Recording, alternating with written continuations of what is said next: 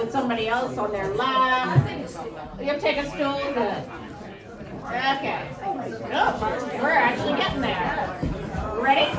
Okie dokie. Here we go. Bar people, come inside. Bar people, come inside. The pregnant one. Okay, time to quit chatting. It's time to listen to me. That's probably a good idea. Michael DeBrock is shutting the front door, making sure that I'm not making an ass of myself to the rest of the world, only to you all. Thank you. It's okay to do that. Michael DeBrock, it's okay to make an ass of myself? Yeah, stop doing it alone. Okay, I'm not alone. Okay, hi everybody. Thank you all for coming. I know you know how much it means to me for all of you to be here. I'm just really trying not to think about the fact that it's a year since Scott died. So I am just having a party, and all of you are here, and you're all wearing your Scott's Best Friend t-shirts, and I really appreciate it.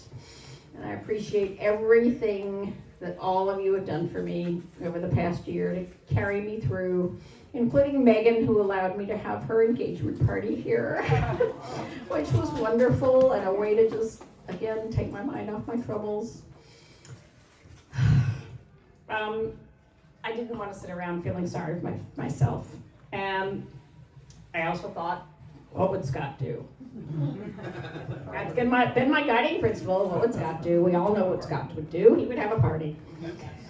And last year, of course, I was a basket case, as I was entitled to be. And we had 180 people here. And now we have 40 or so, which is lovely. And I specifically invited Scott's very best friends, and didn't invite like necessarily my friends, but our friends and Scott's friends. And I know last year we had a very restricted time and a restricted microphone. And tonight we're not going to restrict the microphone. Anybody who has anything to say can say it. And we welcome all your stories, but I don't want any tributes to Scott. I don't want anybody saying, oh, he was the best lawyer, he was the best partner. I don't know who would say that, but really, what we want to hear is the stories, because the man, if nothing, was a great storyteller and created many, many stories for all of us to listen to. So tell your Scott stories. Many of them are over on the table there in the corner, between David and Kristen. He was a funny guy. He did fun things, and he said funny things, and he made us all laugh. And so I'm hoping you'll tell a story about some way he made you laugh, or one of the stories that he told so many times, like the story about the Spanish class final in college, the oral exam that we all know, and that Mark Borges, where's Mark? Right here. Thank you. Wrote up so beautifully. It's in the pile over there. Just that one, or the duck hunting story, or there's so many others. So I hope you'll tell those types of stories. We have a full video going, so nobody else needs to video. You can turn those things off. Thank you. My brother David is my minder tonight. So I want to tell you a couple of stories. First, I want to talk about a story that he told many times, but I don't know if he told it to all of you, so I will tell it again. When he was in elementary school, who's laughing already? Melanie. We're just going that far back. We're going that far back. Okay. There were some girls who were bothering him. He was such a good-looking guy. Such a hottie that the girls were chasing him and they wanted to kiss him. And this was just the worst thing. He couldn't deal with it. So he found the local, Italian guy, whose parents might have been in the mafia, And he paid the guy to beat up these two girls. And a couple of days later, he gets called to the principal's office, and there are the two girls with bloody noses, black eyes. And the principal says, "Scott, do you know anything about this?" And he says, "No, not a thing."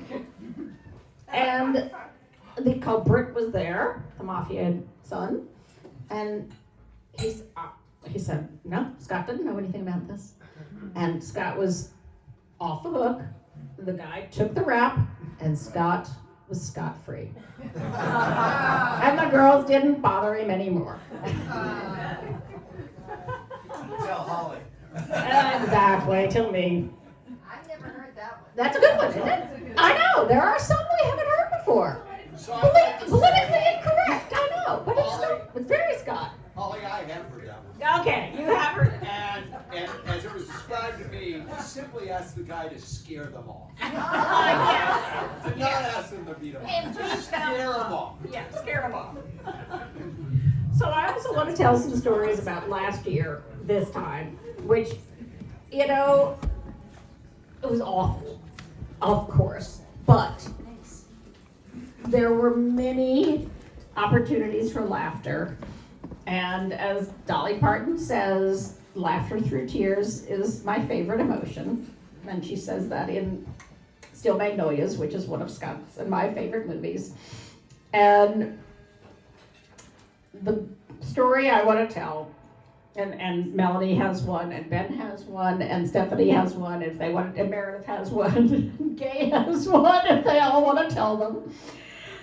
But we're sitting in the ICU waiting for Stephanie to fly home from Milan on November the 8th, and it's like, here we are, sitting in the ICU, nothing to do except, look at Scott.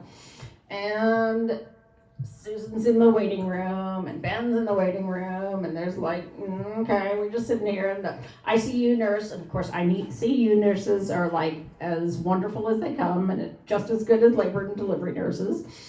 And she says, "Oh, let me put on some music." So she puts on some music, and I swear to God, the song that comes on is, "How Am I Supposed to Live Without You?" I swear. And I was just, get this off! How could you possibly play that? So, but laughter through tears is the best emotion. And as Scott said more than once, one of his many, many sayings, it's not up there yet, but it was laugh loud and often and always at yourself. And he was very good at laughing at himself. So, with that, I will pass the mic to whoever wants to talk. Saki, you have something to say? Saki wants to talk. Always. If anyone wants to tell any stories, the mic is here. But only, no tributes. No, Scott was the best. He was my best friend. I loved him. I didn't do any of those things.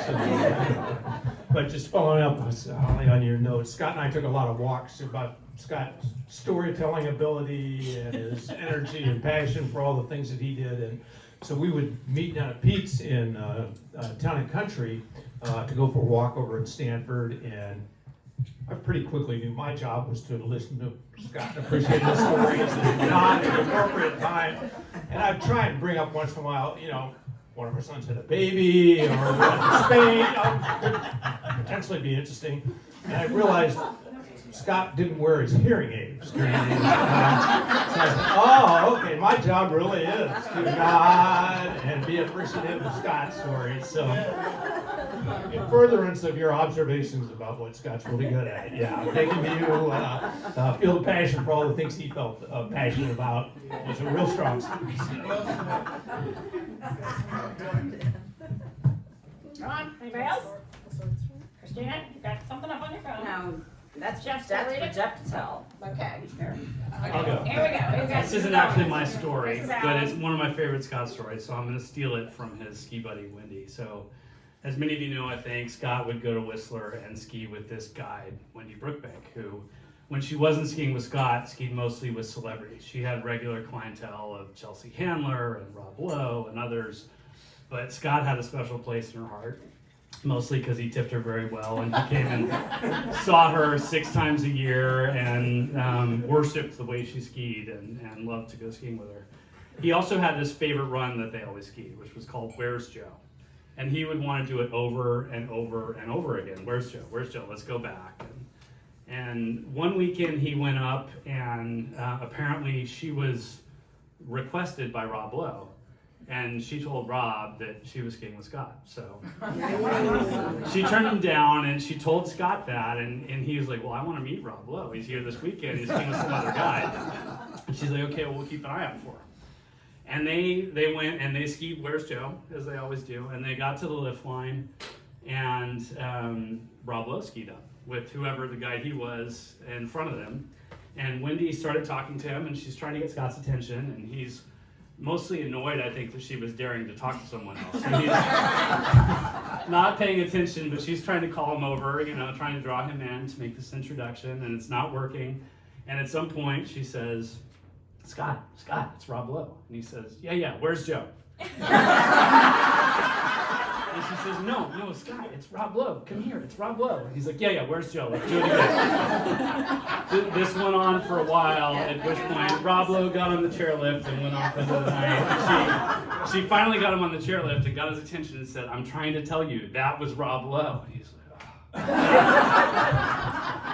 And of course, his wife and children are like, you met Rob Lowe, and what you didn't tell us, and you didn't introduce us?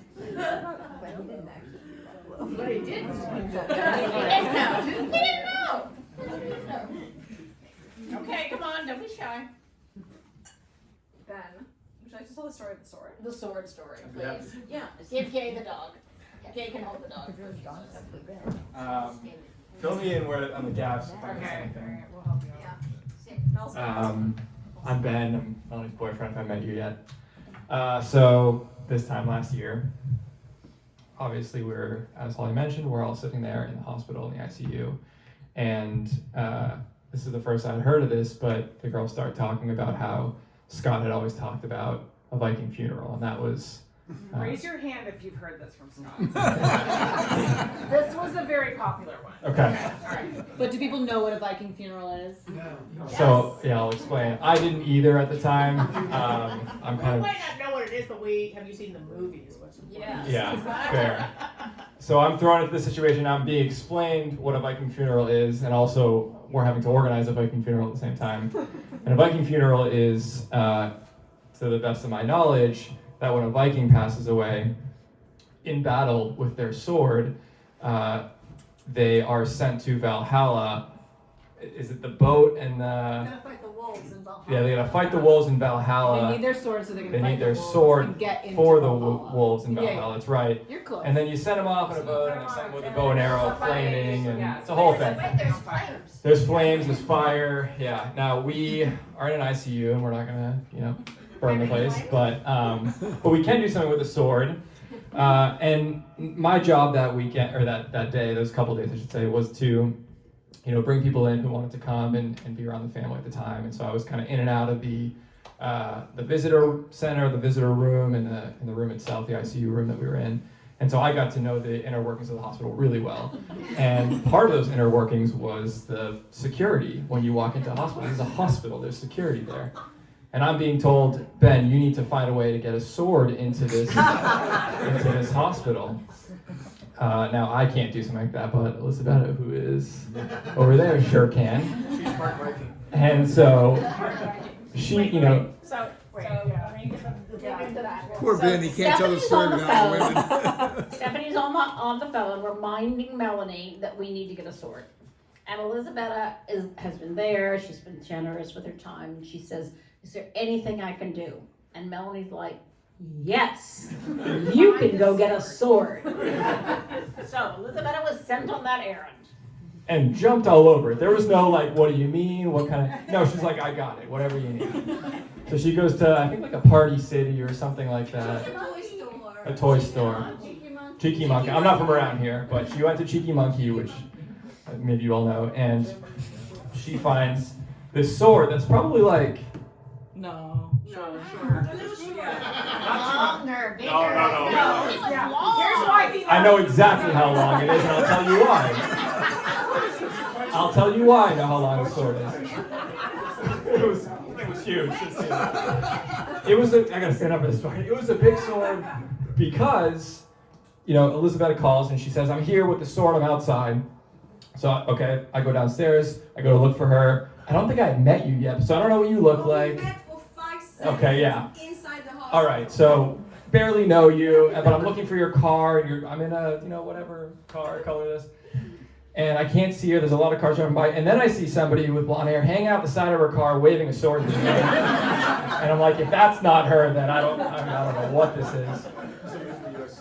So, she really looked like she was, just jousting somebody or something. It was insane. So I go over and I grab the sword, and now I'm outside the hospital with the beefed up security that I already saw, with a sword in my hand, and it's bejeweled and bedazzled.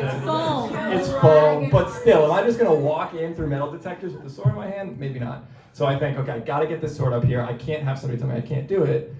But I think, okay, it's a hospital. People are injured in hospitals all the time. So what if I take this sword and I put it all the way down my pant leg, and I just walk into the hospital like this? And I know how long the sword is because it's at least from my hip to my knee, because I couldn't bend at the knee with the sword in my leg. And then I eventually make it through security. They don't notice a thing. It was all in my head. And I go upstairs and I go into the room and I brandish the sword. I swear there's a And he just met my family. And that was basically the story. The sword gets there. So just to draw it out, did you get it? Okay. So we put the sword in Scott's hand so that he's holding the sword, and the nurses who are wonderful are coming in and out, and so finally one of them was like, "What's with the sword?" Because it is bejeweled and bedazzled, and it does look ridiculous. So anyway, Scott passes. We leave the hospital. 6 months. 6 months later. Yeah. 6 months later. This letter is received to whom it may concern from the County of Santa Clara Medical Examiner Coroner's Office. We found personal property belonging to Spector Scott, who was taken into custody by our office on November 8th at 9:30 p.m. Item number 163853, property type other. Property description, foam sword. And then, if you'd like to come and get it, if you're personally unavailable to come to the office, we can release property to your designated representative. And you're lucky you didn't get that. There's always tomorrow. No, it's time. After 90 days, they got disposed of it. Yeah, I it's thought okay. the letter. I mean, we were pissed. We were like, you needed that to fight the wolves. We're like, what do you mean you didn't? I just thought it was better. So, do you want to tell now the story of that happened on the first? Okay, all right, okay. Wait, before you do, I would say that as the designated deathbed photographer and obit writer, Yes. I have a photograph of Scott and the sword, which no one in the family really wants to acknowledge, but if anybody really wants to see it, We can give a visual. it exists.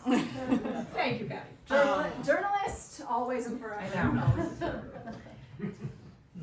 Okay, so Scott's sister was here after he died. She showed She up came on like a day or two. Wednesday. Yeah. He died And we on were like, Tuesday. what are we gonna do with Jody? I was like, what am I going to do with Judy? What? The rest of you all were like, Jody's here. I was like, Oh, yeah, Patty and Bob hosted her and her son at their house. Thank you. Yes. Yeah, Susan, you're gonna play prominently in this story, so. All right, so we come up with a plan where we're like, okay, because we weren't ready to have we knew we wanted to have a party at, but we didn't 180 want to, people. but we didn't want to do that right away, and so, we're like, okay, let's do, and we didn't want Jody to stick around, feel like she needed to stick around for like 3 weeks. Are we in the nest here? Are we? All right. Okay. So we didn't. Jody didn't want to stick around for 2 weeks or whatever. Or vice versa. Yeah, exactly. So anyway, we decided to have a small, intimate ceremony so that we felt like Jody could be part of it and say goodbye and also like know how loved Scott was and appreciated by his friends, which she didn't get to see the Scott's Best Friend t-shirts, but anyway, so we devised this plan. It makes it sound like evil. We had a lovely small ceremony where we each told a little story about Scott. She got to read a lovely tribute to him, and tribute. He got thrown under the bus a few times in that story too. But anyway, Susan and I. Oh no, that was the big party. No. Wait, with the Was it the party? big party? No, that was the Which story are we It was the small party? We're talking about Gay's hair, so we let Gay talk about her hair. We're talking about Gay's haircut. Are you talking about? No, we're talking about the shit. Yeah. Susan. It was the first part. First part.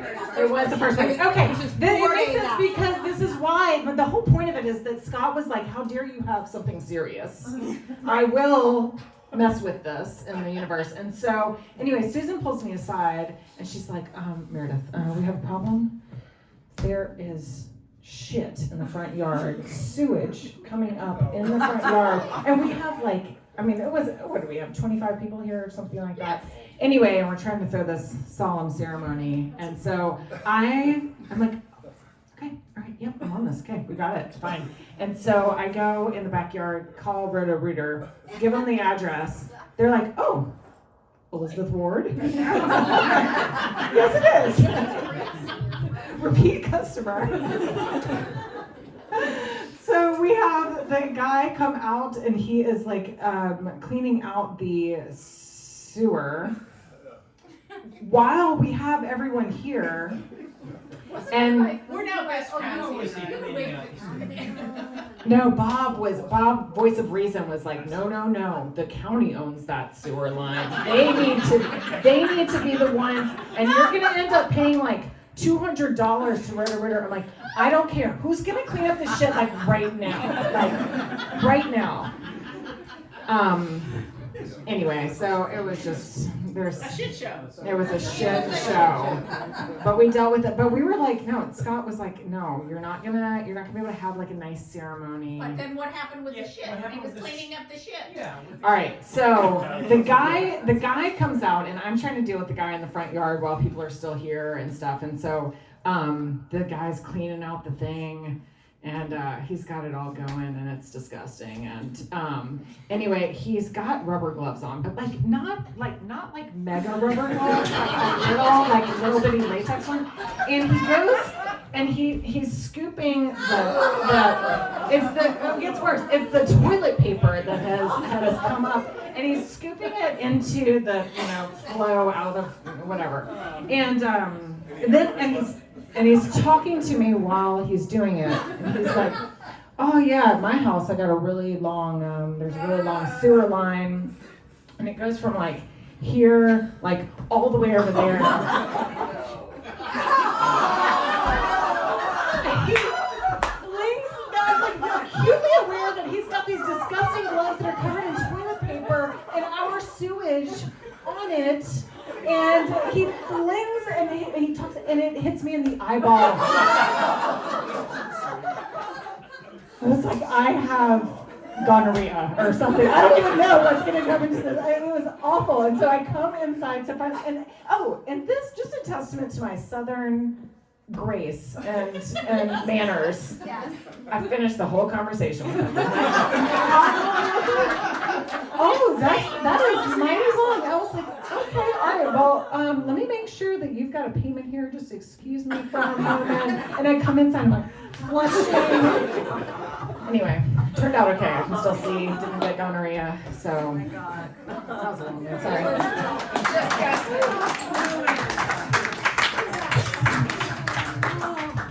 Jeff, I hear you have a story. Jeff. I don't think Nominated. Oh, you don't want to tell it? Do you want to follow that? You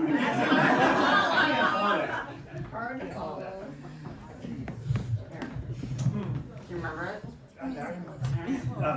So Hold the mic up to your mouth. this one is not so much about Scott as compared to his parking spot. So at the office, he had a special spot where he would park his car every day. And you would see the Toy for SBS license plate as you go by. It was the one sort of right when you pulled down into the garage. Between the pillars. Between the two pillars, exactly. And that was his spot. Like, it was understood you could not You could not park there. no one can park there, and not to be taken. But I don't know how we came up with this, but Sayer, and sorry, last year was actually a really rough year for Fenwick Partners. Sayer had this old beater, I think it was like an Acura, just some really old Piece of shit. it was old. And somehow, there was some point where Scott's car was not in the spot. The spot was open. Maybe Sayer came in on the weekend or something, but he pulled that thing right into Scott's spot, right between the pillars, and he left it there. And not just for a day. It was there for, I don't know, a good couple weeks. Dennis or Gordy, maybe you might remember, but Scott would come and vent about, to Julia Laughlin and say, "Can't really do something on this? It's my spot." So anyway, that's my story. I have a little story. Oh, good. So, it's about Say who you Scott. are in case. I'm nobody Susan knows. McDonald. I She live lives down up the street. She's I've lived down the known street for as long 33 as years, Holly and Scott have been here. So, funny you should mention the Porsche. Because Scott had a special relationship with that car. And, it was one of the first things he thought about. If there was a serious emergency, he was like, what am I going to do about my Porsche? So, one morning, Holly's sleeping in bed, and Scott's in the kitchen, and a disaster happens. There is this ginormous noise, maybe the end of the earth. An oak tree has hit the house and is coming through the roof. So you might think, well, Scott ran to the bedroom and got Holly out to safety. But no, he ran to the garage to get his Porsche out of safety. So somehow he got the door open, it was operating, he got in the car, he raced out to save the Porsche, but he forgot to shut the door when he did that. The car door. The car door, and so the car door kind of folded around into the front of the car. And Scott, he had a lot to worry about that day. First and foremost, he was worried about Holly, who was, still, sleeping and hadn't known that she had the impending doom.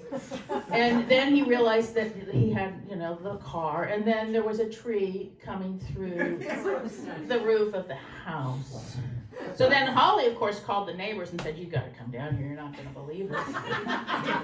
And so Jim and I came down and we came in and we saw the tree, we saw that Holly was safe. And then Scott pointed out the problem with the Porsche and the door that was folded around. And Jim looked at him and said, and then Scott cried.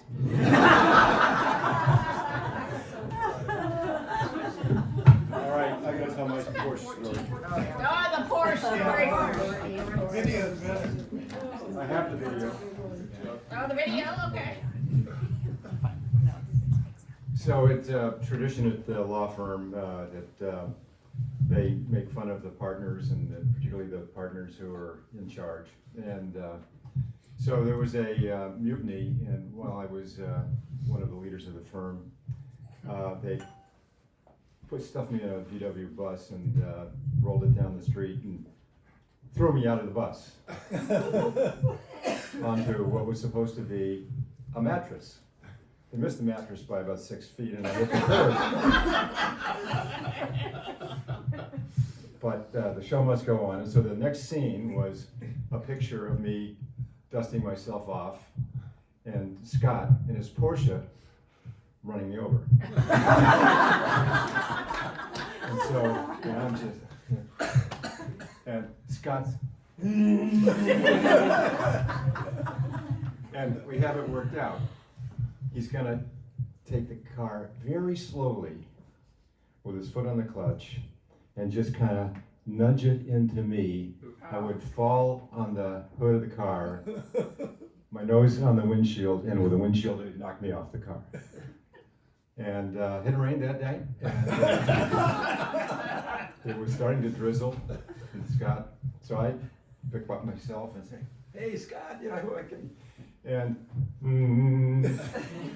and it's all in slow motion until his foot slips off the clutch because his foot is wet, the clutch is wet, and so the last 3 inches hit me as hard as he could in the knees. And I really fell on the hood in the windshield.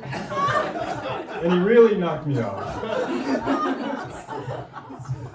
And I get up, and I'm bleeding from both knees. He gets out, and he looks at the hood of the car. And he says, "Gordy, you scratched the hood of my car with your belt buckle." And I said, "I'm bleeding here."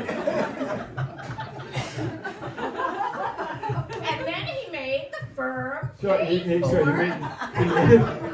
I think his insurance paid for it. But the firm paid for it. But now, this is in the era when, if you remember the Porsche, you could see the road through the floorboards. It was not, there was pieces missing. Oh yes, you could see that. You could see, yeah.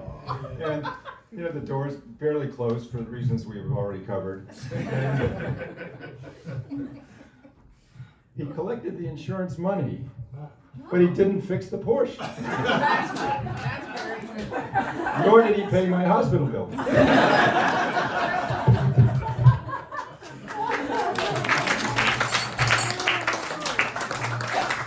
And there is a video to prove it. There is a video. I've seen the video. No, I want to hear any stories about what a great guy you were. No stories about what? What a great guy you were. Oh, yeah, no, I wouldn't say He was that. not a great guy, he was an asshole. Drove me crazy. So two things that won't be, they're probably a little more on the serious note. But Do we know who you are? I'm Keith Higgins, Thank you. from Scott's. I live on the East Coast. Are you Scott's best friend? Of course. No, you aren't.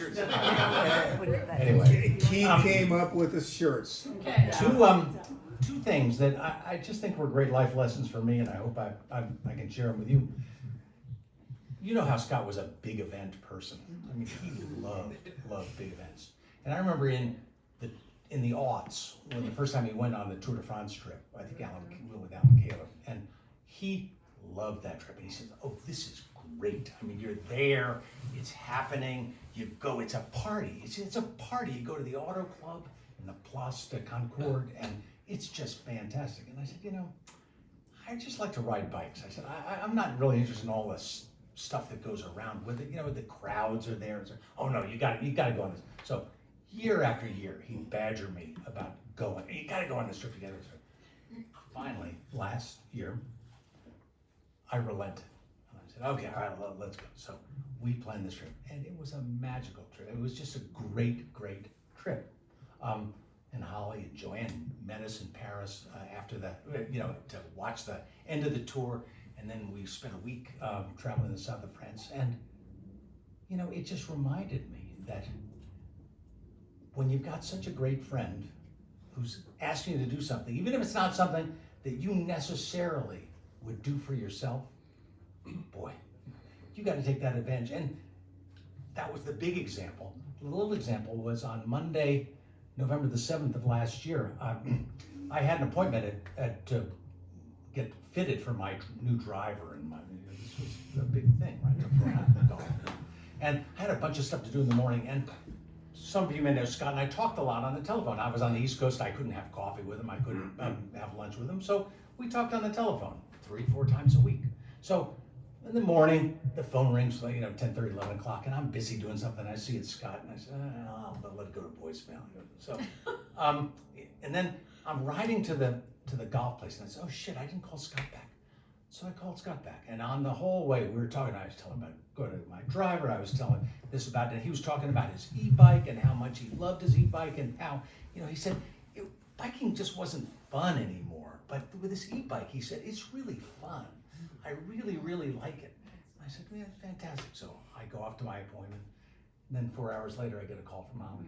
And so, if I hadn't made that call, I wouldn't have had that time to talk to Scott about, the joy he had about his e-bike, and to talk about the stuff that I was doing. And, you can diss a lot of people's calls, but there's a lot of calls that you just should take. And so I'm awful glad I took that call, and I'm so lucky to have had Scott as a friend. And sorry to have. Yeah, I remember telling you, it's a little bit of a Debbie Downer, I know, but it's really important. I mean, there was nothing that Scott was more about than friendship and about Keith, being why with he friends. likes the e-bike, right? So he can beat people. Well, that's it. The thing was, the first trip we took, we went to Bend, Oregon, right? So he says, with his e-bike, he said, we'll be able to ride together. Yeah, right. Not. He wanted to be ahead of everybody. He didn't want to ride together, and I called him on it. And to his credit, he was chastened a little bit by it. Anyway, that's all I got.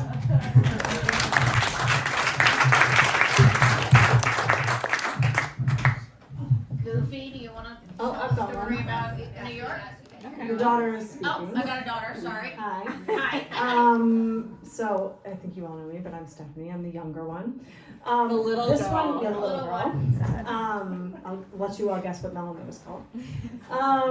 Then the story is about Melanie. So when I was probably, I don't know, 2, 1, I don't know. My parents took us to Disney World, and my dad's parents lived in Tampa, and so they were around. My cousin was Cinderella for a while, so it was this whole big, exciting thing to go to Disney World.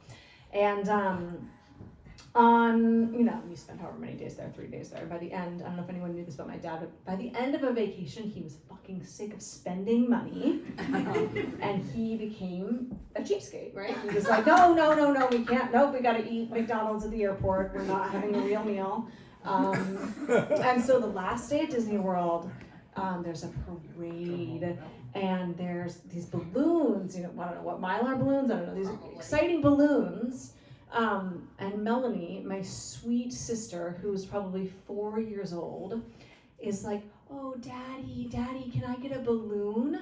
And my dad, who's very sick of spending money, goes, oh no, Melanie, you had to get a ticket to buy the balloon.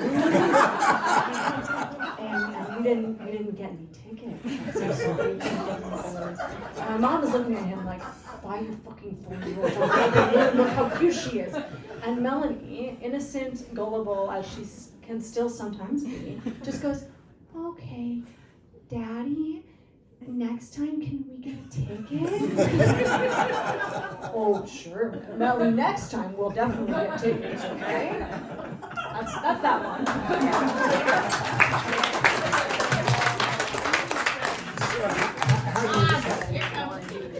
How do you reconcile that with him being the whale? I got so many things to How do you say. reconcile that with him being the whale? It's all Canadian dollars. So on that subject matter, all that comes to my mind is, I think we're all down in Los Angeles for. Oh, That's you. Is it you? Got an alarm saying time for me to speak? Perfectly timed. I think we're all in Los Angeles for New Year's to watch the Rose Bowl. Yes. And part of that milieu involves the Rose Parade, and all the floats are lined up the night before, and it's wonderful to walk through them. And for all of this, Scott arranges a limousine. Yes. And this limousine is whisking us kind of through Los Angeles and everything. And while we're whisking in this limousine, Kristen's talking to, I think, Melanie. Saying, now where are you guys staying? We're staying at the hotel. Oh, and you've got separate rooms. No, we're all together.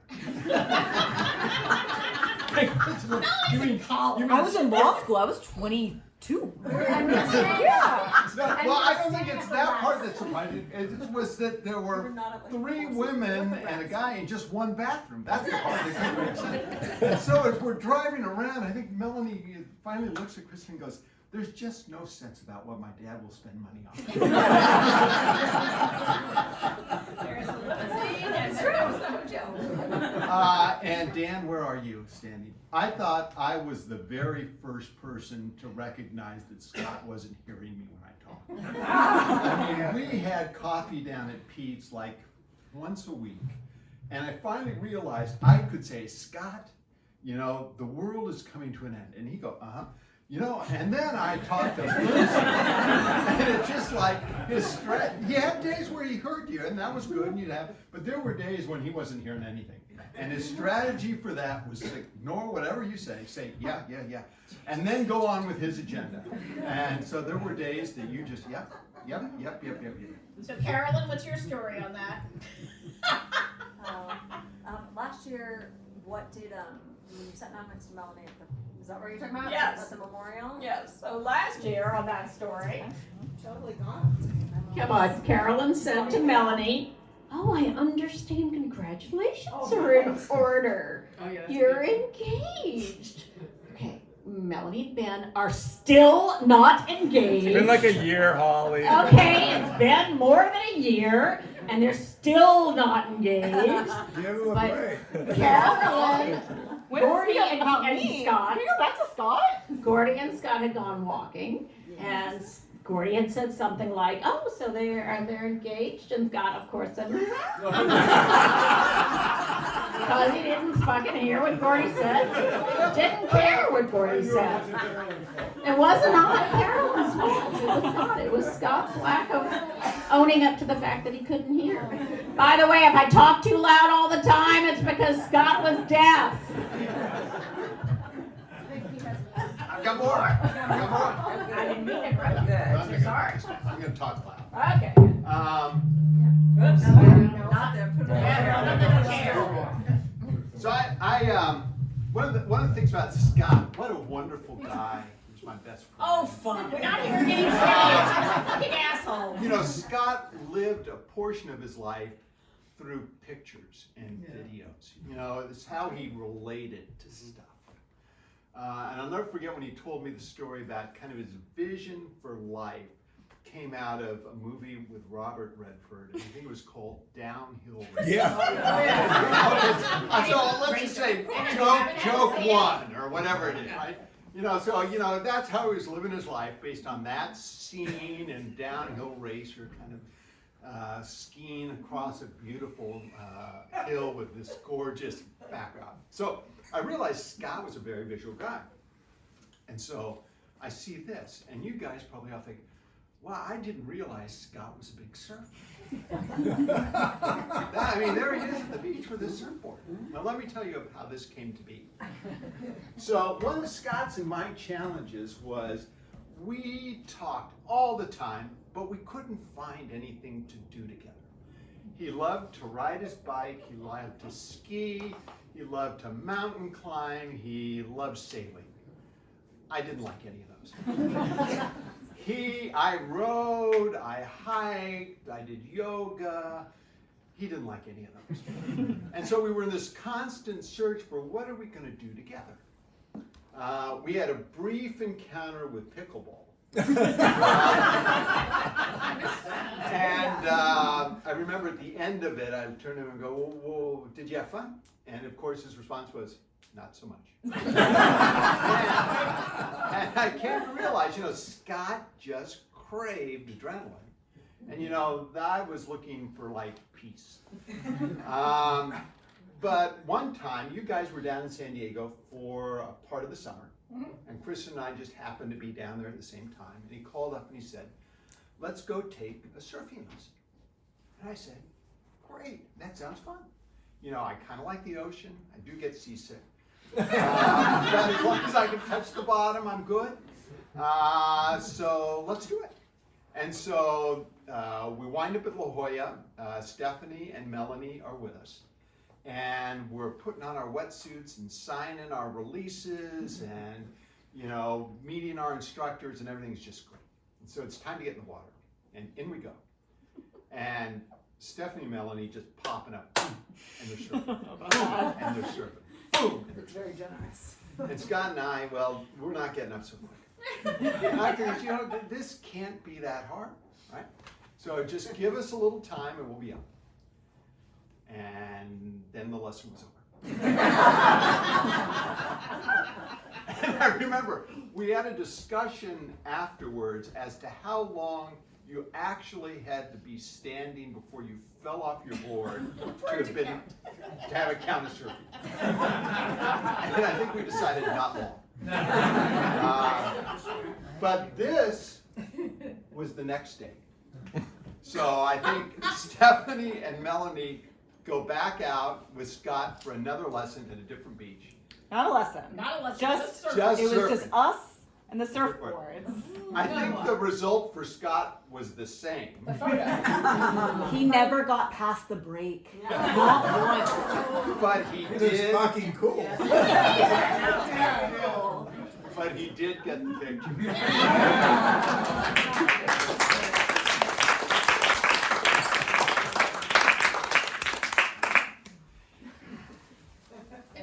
Anybody else? Okay. Let me go. Oh, please. I don't want to call it off too short, too soon. I don't think I'm gonna need the microphone either, so let me just, like many of you, Who are you? Introduce yourself. oh, I'm Mark Forges. I'm Scott's bestest friend. Like many of you, I've known Scott for a long, long time. And when I think back on all the things that I've done during my life, a lot of the more exciting and interesting things have been done with Scott. I was thinking the other day as we were planning for coming here, that I don't think I've ever been to a restaurant in New York that Scott didn't select and take me to. And so my whole experience of eating in New York is sort of following Scott's lead. Scott loved to eat, he loved to go to nice restaurants, but he did not like to wait. So just two things. First thing is, the first time we went out together was in New York to Smith and Wollensky's and had dinner there. I'd never been there before. And as we were leaving, we noticed that Walter Cronkite was sitting at a table across the room from us. And as we walked by, Scott looked at him and said, "Walter, how was your dinner?" I don't think, I left him speechless. So I thought, well, this is great to go to dinner with Scott, because you not only go to nice restaurants, you meet famous people. But I found out later, a couple of years later, that that's actually a Spector family trait, not just a Scott trait.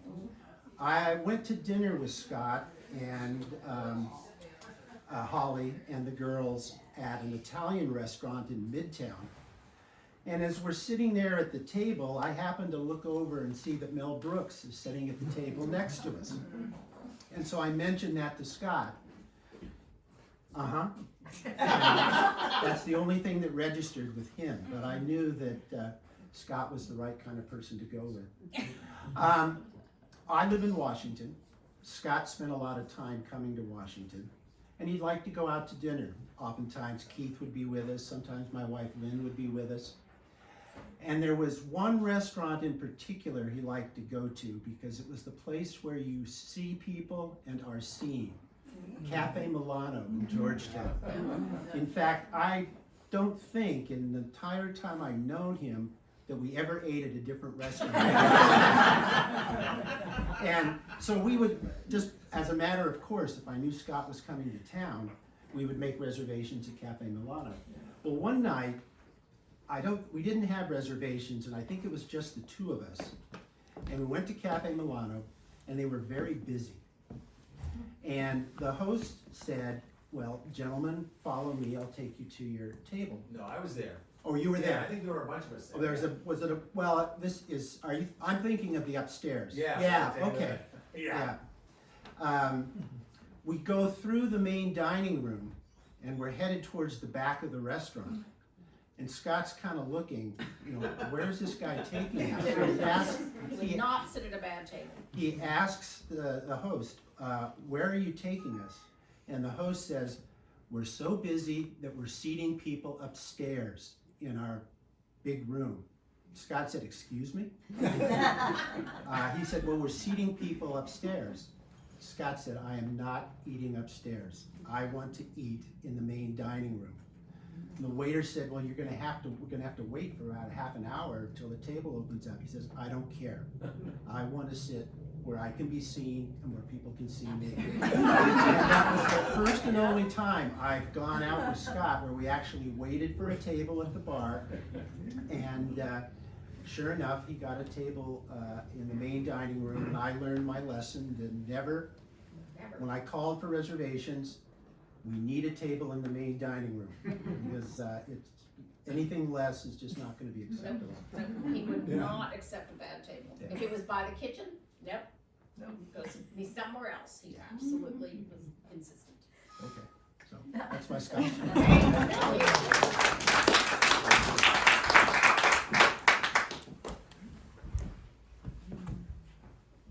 Maybe it has to be. Somebody else coming? Can I go? Yes.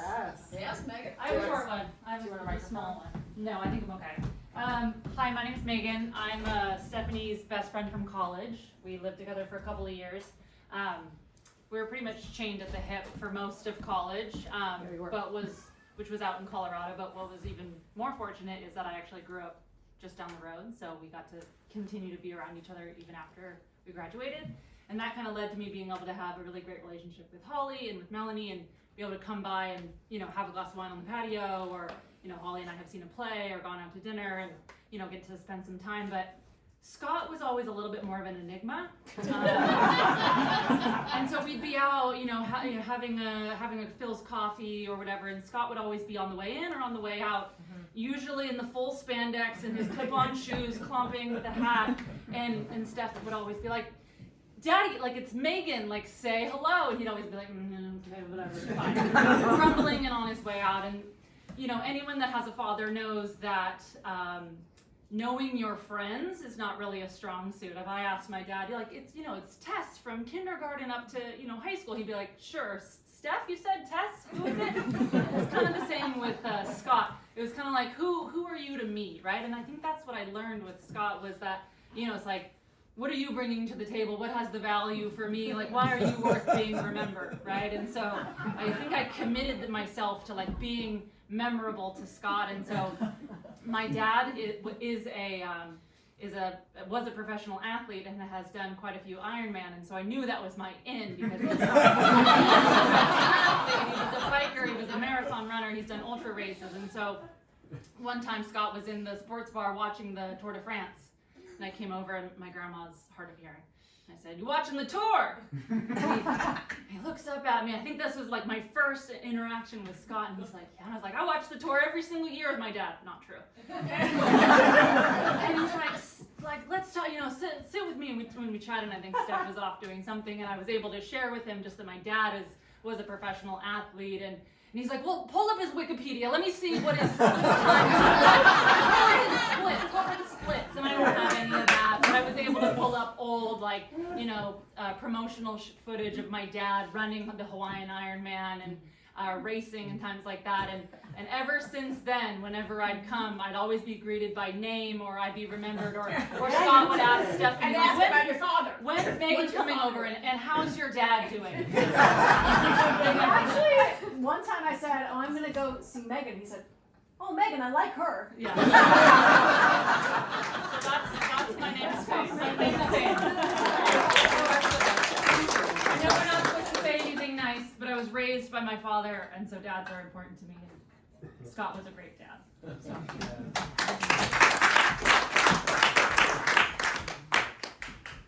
Okay, last call.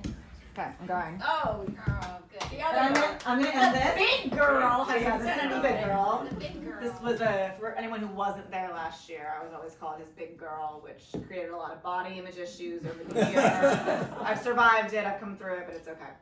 But speaking of, I also said this last year.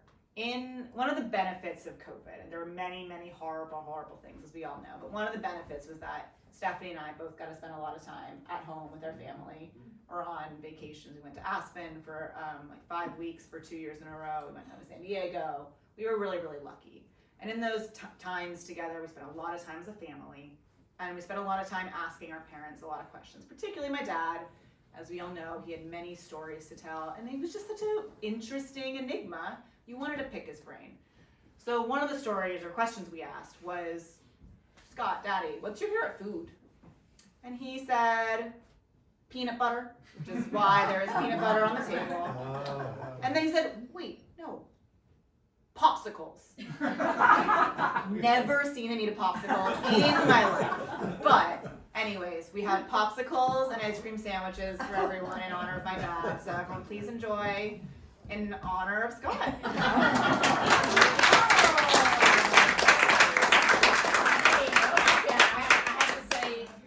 Unless anybody else has anything else to say, I will wrap it all up.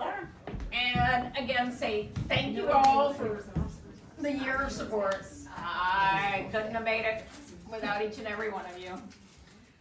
It's so important to me. Thank you so much.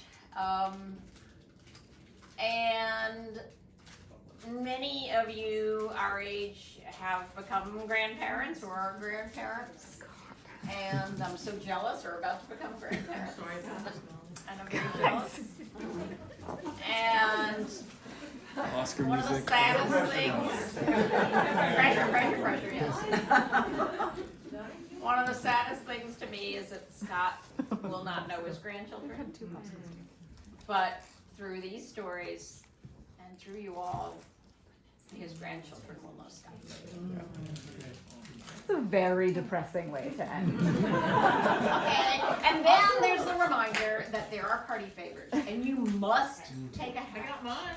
And you must take a t-shirt, even if all you do is take it and throw it in your rag bag. I am not going to take all of them and throw them into the rag bag. Can I have the salmon colored shorts? No! But they're back there, you know. By the way, You saw them They back won't there? fit. all those t-shirts that are out there. Or the one driving glove that was left? Yes, It's you out can there have that. too. You Oh. can have They're the both glove. out there. I want that You can driving have the glove. glove.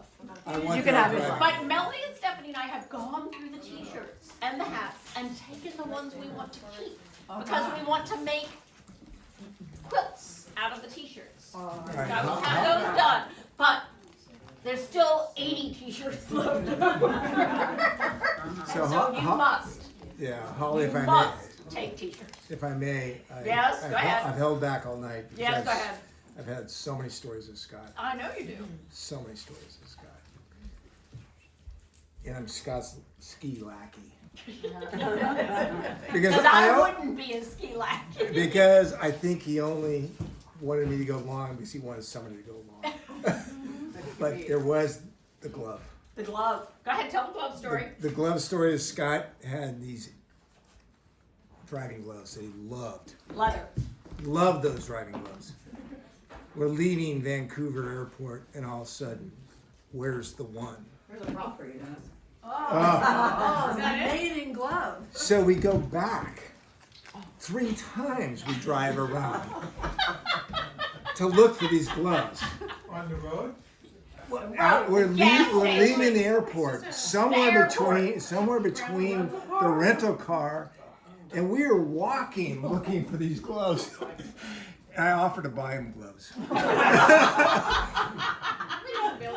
And he says, no, these are special. These are really special, actually. It's very special. And then I realized, well, why do you really need them? And I realized because he has hot coffee in one hand. Oh, it's in this hand. and something else in the other hand. And as we're driving, he's using his knee to drive up to Whistler as we're driving in snow at a high speed rate. Oh, and there's a car that's merging, honking, but he can't hear. And Gordy takes a bus back. Corey took the bus back. Corey was not going to drive I with was Scott. about to say, I was in the car then. Yes, you were. And Gordy's yelling, going, That was the last time I rode in a car Yes. that Scott drove. Yes. That was before And it was or all after he because of these gloves. Because of the gloves. Or whatever. Thank you all. Thank you. We still have some wine roulette to play. If you haven't played wine roulette, we need to roll some dice and open some bottles. And eat your desserts. And actually, right now, what I'd love to do is everybody come gather around me because I'm the most important. And we'll take a picture of everybody in their Scott's Best Friend t-shirts.